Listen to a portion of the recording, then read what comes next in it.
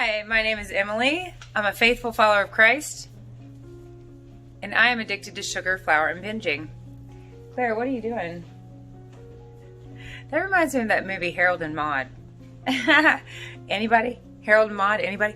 Okay, so this video is going to be me making two public declarations. One that is more broad and overarching, and one that's very specific for today. So, my husband and I, we've had a lot going on. I will show you our little Jubilee that just got home from the vet. She got stitches because her big brother attacked her.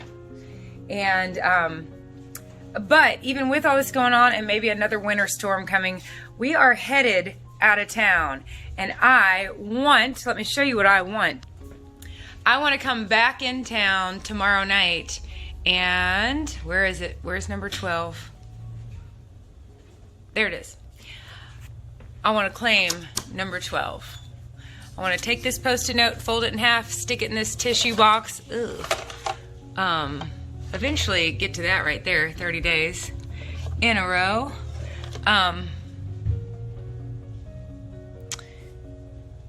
And then put a big blue X right there on February 17th, which is today. We're just going to be gone for about 24 hours. And I do not want to let myself go into some kind of vacation mode, because I don't ever want to be on vacation from my sobriety. I want to be sober when I get back here, because this farm and this life and these kids and these dogs and these cows, and now we have a fourth little bottle calf. I mean, I gotta be on my game around here. No time for feeling like total doo-doo. So anyways, I will be letting you know right away what the two declarations are. Thanks for traveling with me. Okay, so we traveled. We are here in the hotel now. I had my lunch on the way here that I had packed, and I will show that at the end of this video. Some people ask me, what do I eat in a day or in a week? And so every once in a while I like to show you all what a full day looks like, especially since my dinner tonight is one of my two public declarations. So here's my two public declarations. And this is just for me to put out there, and I'll know that I'll have some more accountability, and it makes this commitment more official. And I have a video called Gateway Behaviors, and I've noticed a behavior of mine that I want to change. So keeping in mind that this entire process is all about progress, and there's really a progression taking place. You know, it's definitely apparent for me when I look back over the way my binges have evolved or devolved, whichever way you want to look at it. They are not only fewer and further between, but the nature of them is so entirely different than it once was. So this isn't like, to reverse momentum is not slamming on the brakes. It's not stopping on a dime. It's really getting some behaviors to slow down while others are taking off. And over the course of all of that, it's sometimes feels like a painstakingly slow process, but changes are occurring. And like I said, some behaviors are slowing down while others are picking back up. I talk about this in my Displace, Replace, and Remember video. But the nature of my binges, it's very interesting to me to look back and just see that they had kind of they had grown into this like monster, especially late at night. And then they just changed. They changed over the past 10 years. They've been changing. And thanks to this program, and thanks to you guys, and thanks to my my willingness and my obedience, and Celebrate Recovery, and surrendering, and white flags instead of white knuckles, the nature of my binges are, again, so entirely different. So they went from like crazy free-for-alls to less, to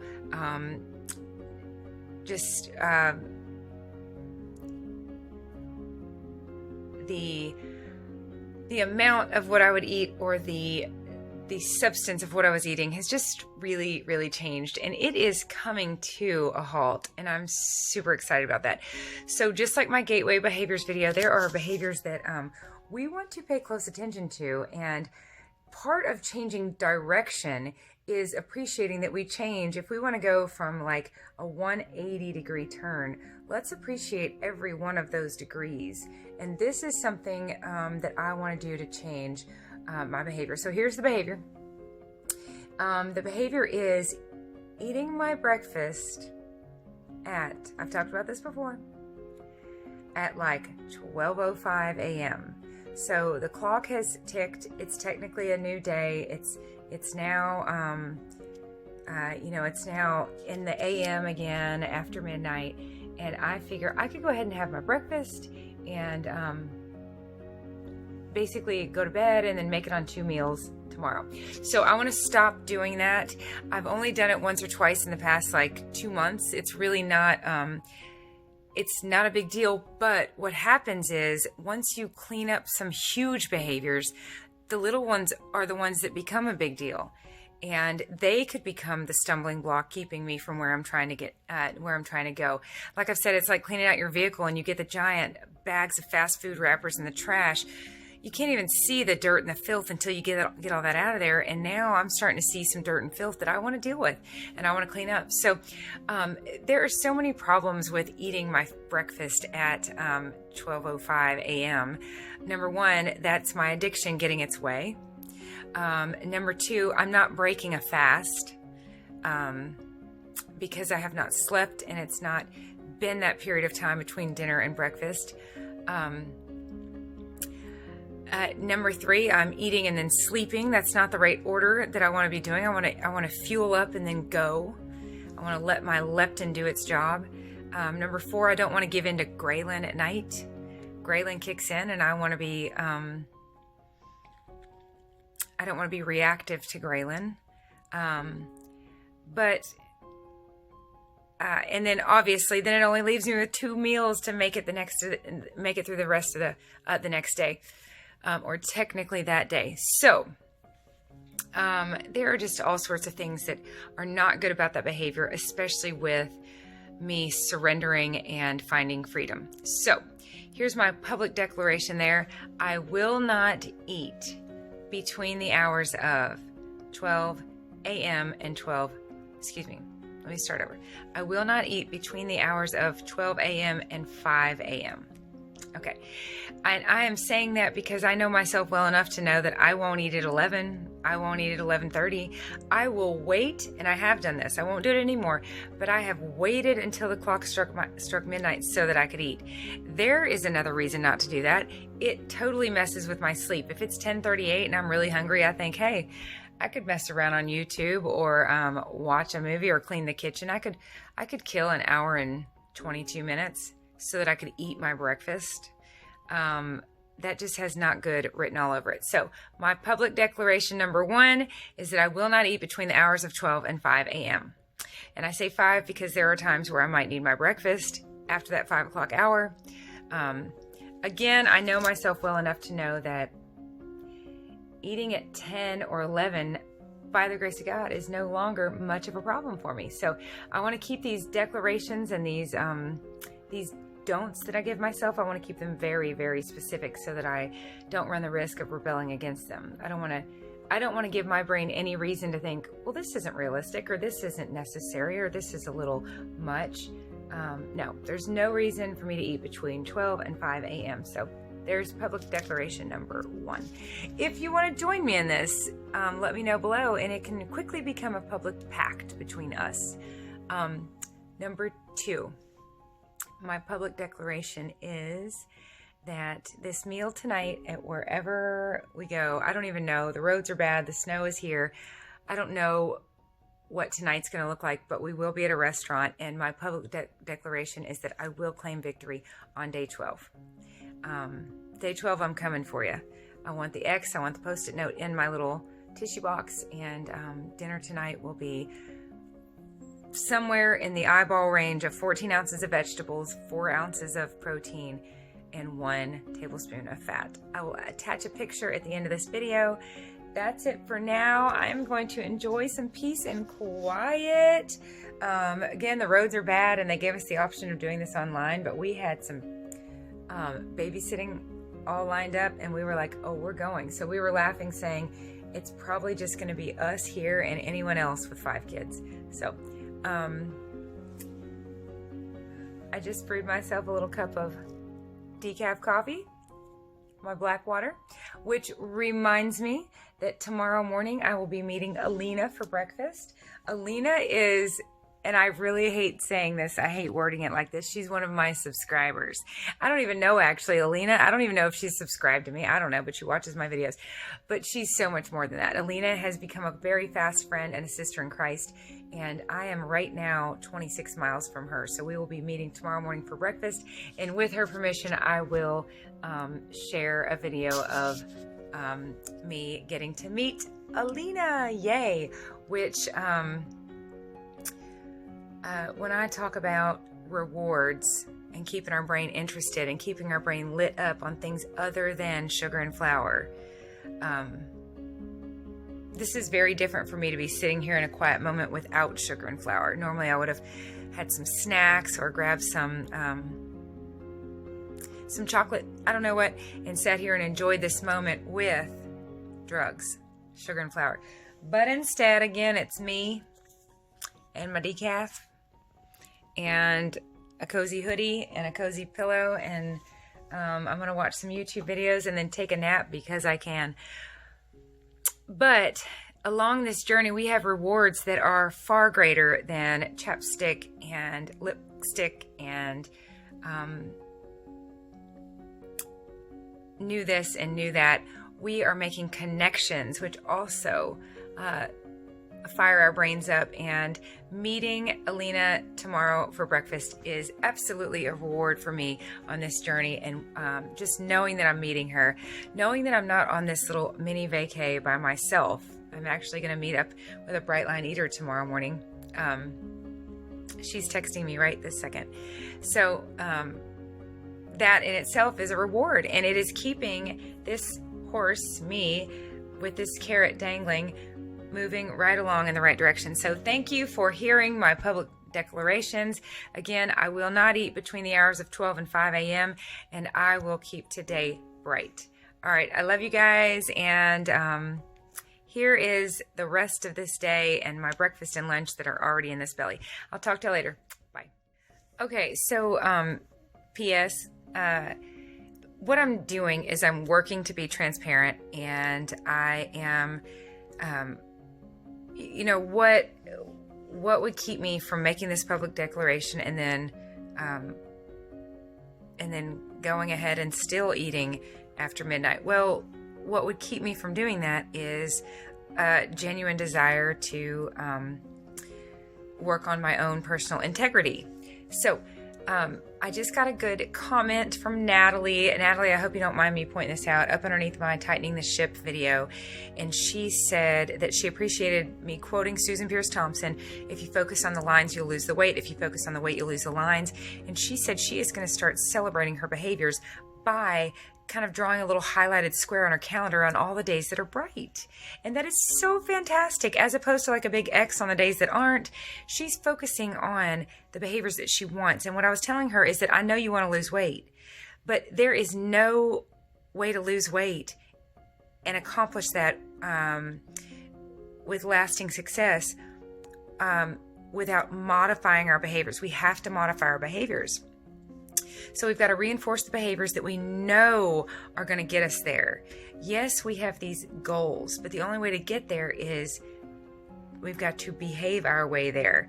So we want to reinforce the behaviors that we know are going to get us there. This is all about trajectory and the direction we're headed. And then we also want to find ways to stop doing the behaviors that we just know will not. And there is no good reason. It is not good for my program. There is no redeeming value of me eating my breakfast at 12, 17 a.m. or what have you. Again, I'm up way too late. I am not silencing that 2-year-old kicking and screaming in my brain that is my addiction. I don't like to personify different parts of our brain, but that's a pretty good analogy. A kid throwing a fit, and when you give into it, it's going to throw that fit harder. So again, that's a behavior that I just want to nip. And one way that I'm nipping it is with this public accountability. So thanks again for that. Again, I read it in my Celebrate Recovery devotional the other day that it takes work. And this really stuck with me. It takes work to be transparent. Work just means doing something. You're just getting something done. And in order to be transparent with you all, I have to do things actively, like make these videos. And I'm willing to do that work because the transparency is very helpful for me and hopefully for you. And again, this is all about, these public declarations are about transparency and my own integrity. So now that I have said this, I've used the words to say this out loud, I want to be good to my word and build that muscle of integrity. So thanks again. I love you all dearly. Here's some food pictures. We'll talk soon. Bye. Okay, we are headed to dinner. Greg, say hi. Hi. And you guys are going to make a U-turn. Michelle, I've got my red grenadine lipstick on, and I literally brought this color to make me think of you and to feel supported as I go eat 4 ounces of protein, 14 ounces of vegetable, and 1 fat. Okay, we're in a caravan of 4 or 5 cars, 15 people I don't know at all, here at this conference about, what is it, Greg? What's it about? It's a cattle industry. It has to do with cattle industry. Cattle industry. In 1,000 feet, turn right. Sells Beef semen. beef semen. Anyways, when we get to this restaurant, I'm determined to sneak a picture of my meal. We'll see if I get one.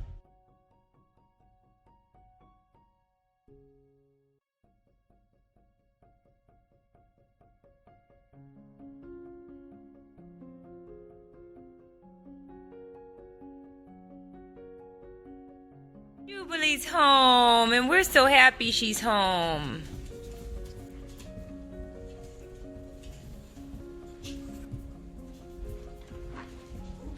Jubilee, we gotta keep you away from Clyde.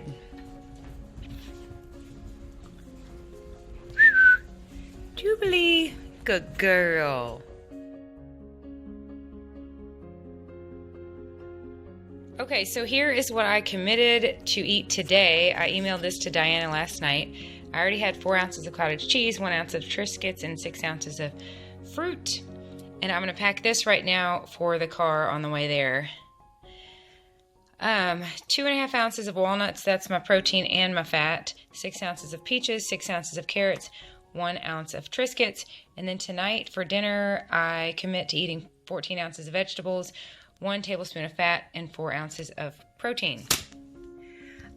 So I could eat at a restaurant on Brightline Eating. You can do that for lunch, but I don't even want to. It doesn't even sound fun to me to go try and meet my needs at a fast food restaurant because I want every bit of the food I get, and I know that when I weigh it and measure it, I will get all of my fruit and all of my vegetable. All that stuff is kind of hard to find at fast food anyways.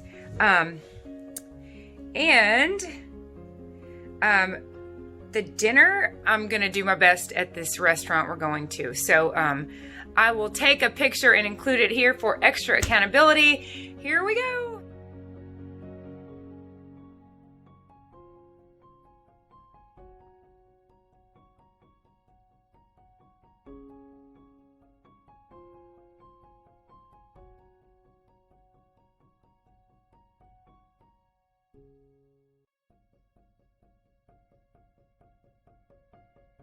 Okay, so there's my lunch. 6 ounces of carrots, celery, and sugar snap peas because I did not have enough carrots.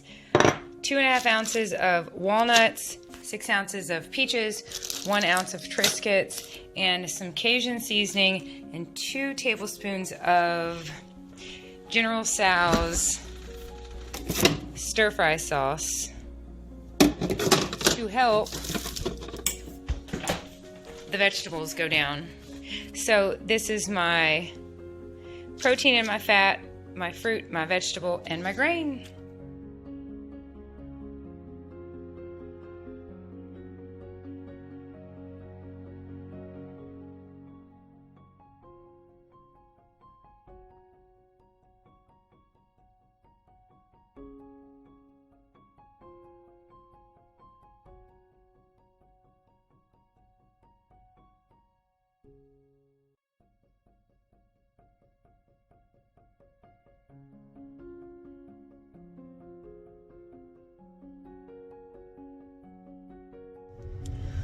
Whew, okay, that was by far the fanciest meal I've ever eaten or been part of.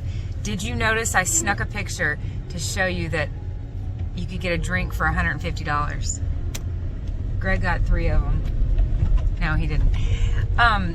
So I'm gonna call this a win, and I'm going to upload this video so that